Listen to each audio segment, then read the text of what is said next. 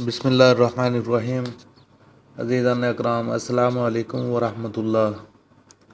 عزیز ساتھیوں، خوابوں کی تعبیر کے سلسلے میں آج میں آپ کو یہ بتاؤں گا کہ اگر کوئی شخص خواب میں محراب دیکھتا ہے یا محراب میں نماز پڑھتا ہے تو اس کی کیا تعبیر ہے۔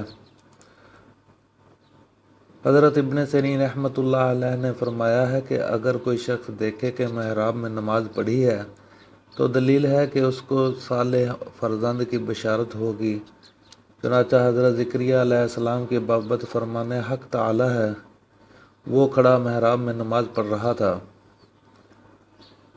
اگر دیکھے کہ نماز وقت پر پڑھی ہے تو دلیل ہے کہ اس کے فرزند صالح ہوگا، اور اگر دیکھے کہ محراب میں بیٹھا ہے دلیل ہے کہ نماز میں سستی کرے گا۔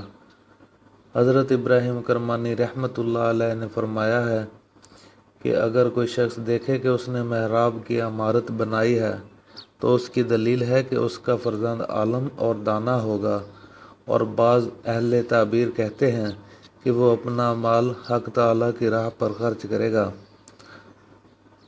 حضرت جعفر صادق رحمۃ اللہ علیہ نے فرمایا ہے کہ خواب میں محراب کا دیکھنا 5 درجہ پر ہے: 1 امامت، 2 بادشاہی، 3 قاضی، 4 کوتوال، اور 5ویں نمبر پہ لوگوں کا التیا ہے۔